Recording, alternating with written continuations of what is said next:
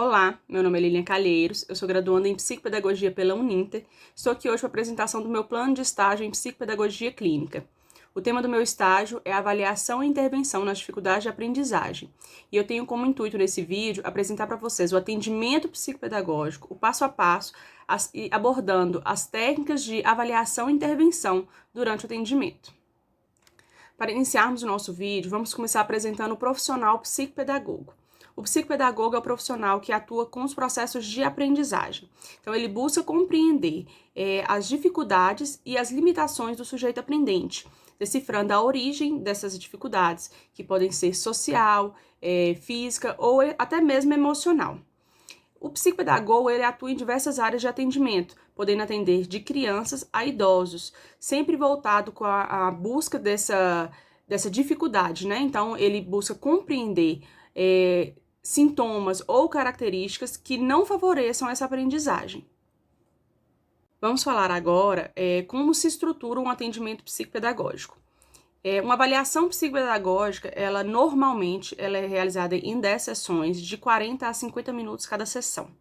Na primeira sessão, nós iremos realizar a sessão contratual.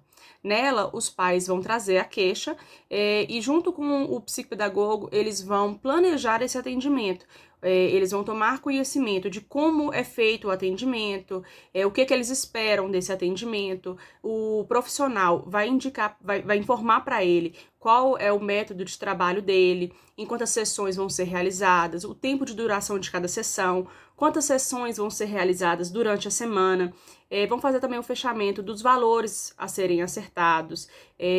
Então, é um contrato. Eles vão organizar nessa sessão como que vai se dar esse atendimento. Então, eles vão preencher esse contrato e firmar entre as partes essa responsabilidade.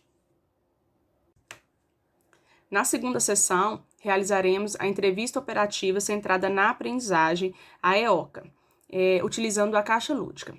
Com a utilização da caixa lúdica, nós podemos perceber conteúdos manifestos e latentes nesse paciente, a dinâmica postural. Então, a gente vai observar como que esse paciente se comporta diante dessa atividade. Então, se ele fala alto, se ele fala baixo, se ele toma iniciativa, qual é a zona de interesse dele, se ele pegou um livro ou se ele preferiu desenhar, de acordo com a observação das características desse paciente. A gente vai fazer o levantamento diagnóstico que vai nortear todo o restante da avaliação. Agora, o interessante lembrar que essa hipótese diagnóstica ela pode mudar à medida que a gente vai realizando as sessões. Então, durante as sessões, a gente pode perceber outras características no paciente que a gente precise alterar, né, essa hipótese diagnóstica.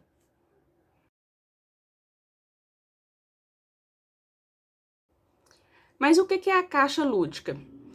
A caixa lúdica ela é uma caixa que vamos montar de acordo com a idade, né, do paciente. Então, nela a gente pode colocar jogos, quebra-cabeça, blocos de montar, folha chamex, lápis de cor, caneta hidrográfica, lápis, borracha, apontador, tesoura, cola. E a gente vai disponibilizar esse material para o aluno e ele vai decidir como que ele vai utilizar. Se ele vai querer jogar o quebra-cabeça, se ele vai querer brincar de bloco de montar, se ele vai querer desenhar. Então, essa escolha, ela fica livre para o paciente. Então, ele escolhe e ele produz. E aquela produção dele, a gente precisa guardar. Então, se o paciente escolheu uma folha e fez um desenho, esse desenho, ele é um material que eu preciso guardar para futuras observações.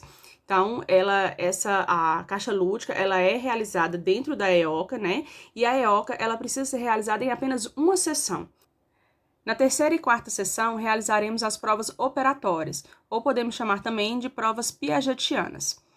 As provas operatórias, elas determinam se a maturidade cognitiva desse paciente está de acordo com a sua idade cronológica, ou se ele apresenta uma imaturidade cognitiva.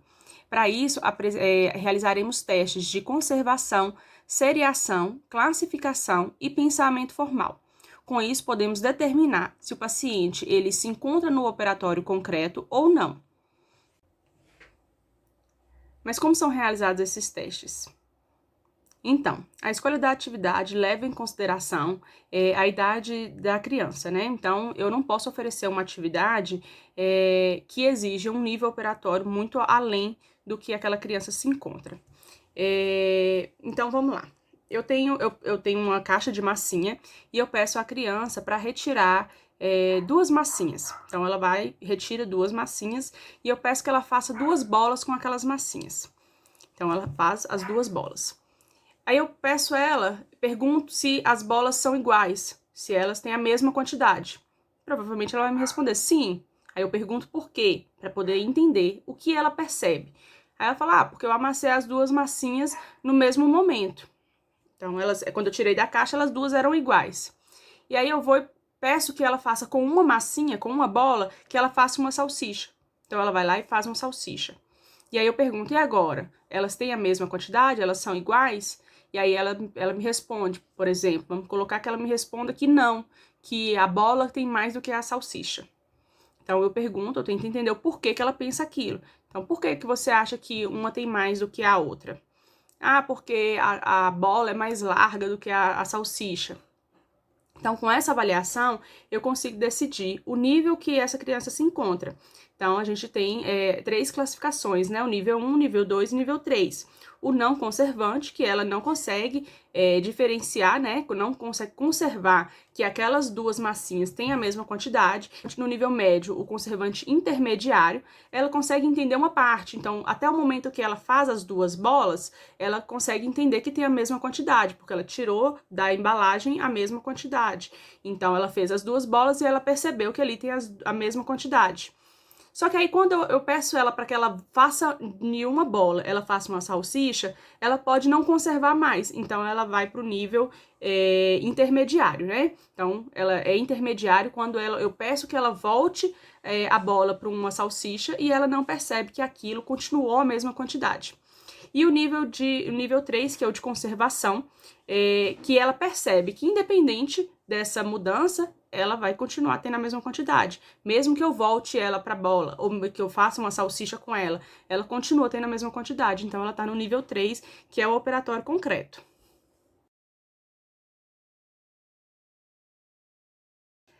Na quinta e sexta sessão, realizaremos as provas projetivas, com o intuito de avaliar os vínculos desse sujeito com a família, escola e consigo mesma.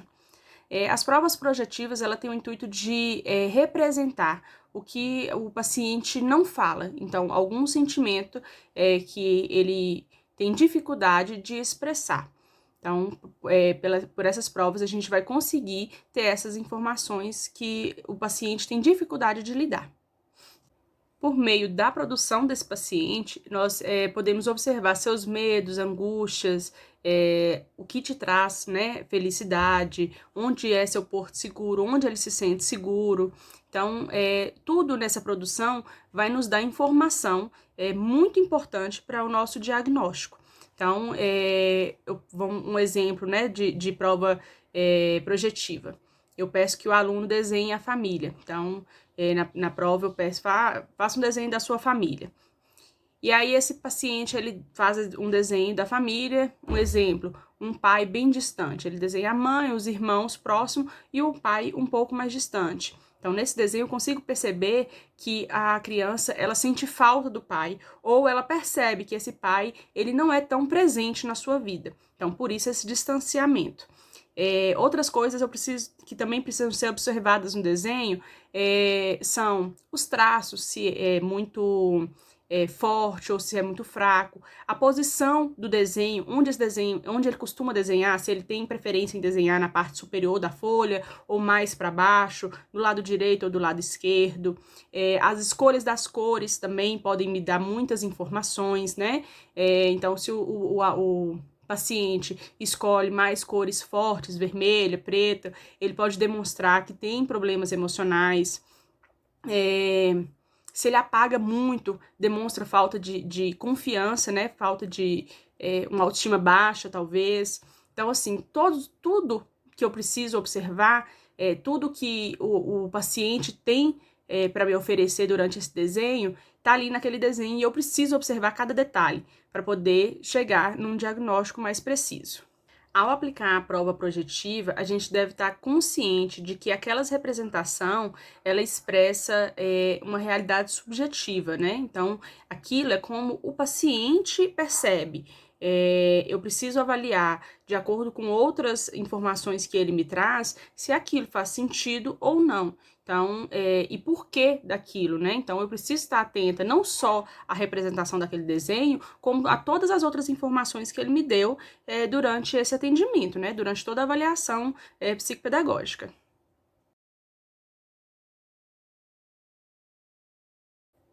Na sétima e oitava sessão, realizaremos uma avaliação pedagógica.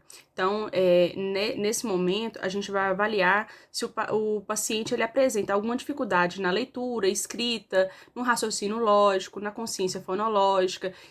Então, a gente vai aplicar vários testes, né, voltados para essa área. Se ele tem uma orientação espacial e temporal adequada para a idade. Toda essa avaliação vai ser feita também dentro da avaliação psicopedagógica.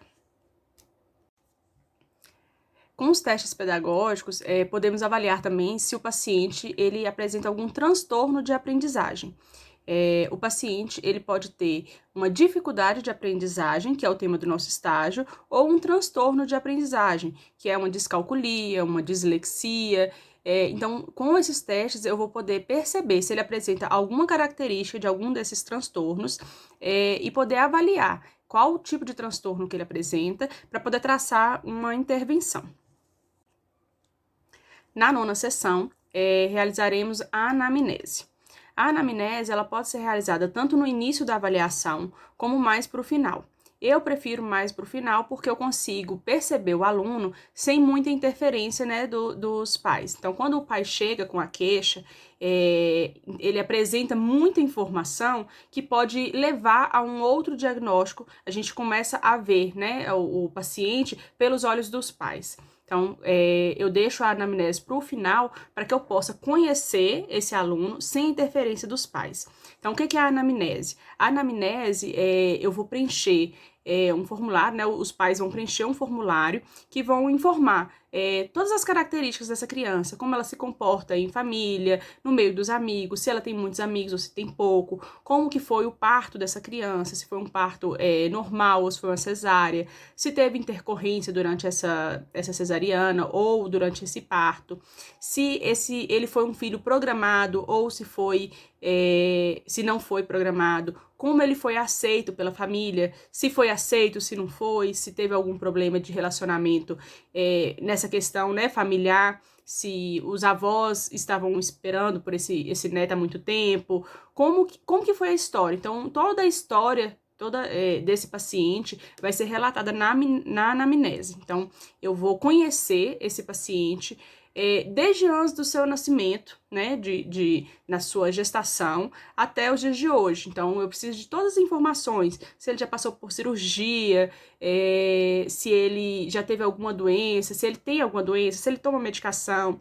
Então, todas essas informações precisam estar na anamnese. Então, visto isso, eu vou poder também, com a anamnese, fechar minha hipótese diagnóstica, né? Então, com as informações que eu colhi durante o atendimento, mais essas informações da anamnese, eu consigo já definir o meu diagnóstico e traçar uma intervenção.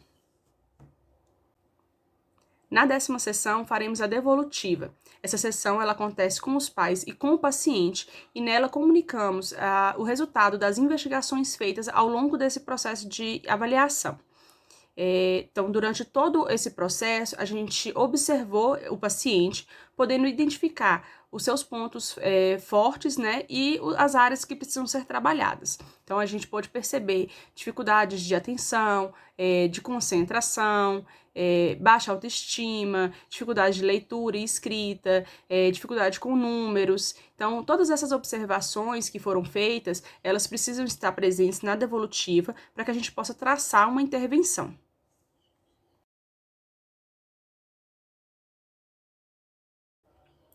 Então, diante de toda a informação que a gente tem sobre esse paciente, agora nós iremos intervir. Então, a intervenção, ela precisa estar voltada para a dificuldade desse paciente. Então, se eu tenho um paciente que tem uma dificuldade de aprendizagem, que está ligada a baixa concentração e memorização, eu preciso propor atividades que favoreçam essas questões. Então, eu posso propor um jogo da memória. Então, à medida que o paciente ele vai jogando esse jogo, eu posso intervir, né, nessa maneira, né, quebrando padrões de comportamento dele que não favoreçam essa aprendizagem. Então, à medida que ele vai jogando, ele vai tomando posse desse conhecimento e superando seus déficits. Nós temos no mercado vários materiais que podem ser utilizados durante a intervenção psicopedagógica. Então, a gente tem jogos, blocos de montar. Então, todo esse material ele pode ser comprado, né, nessas lojas de brinquedo, mas eu também preciso ter consciência que nem sempre esses jogos vão ser favoráveis para algum paciente específico. Então, durante o atendimento, talvez eu tenha necessidade de desenvolver um jogo, uma atividade que favoreça especificamente aquele paciente, né? Então, eu tenho que ter usado da criatividade e dos conhecimentos, né, prévios para poder desenvolver esse jogo para esse paciente.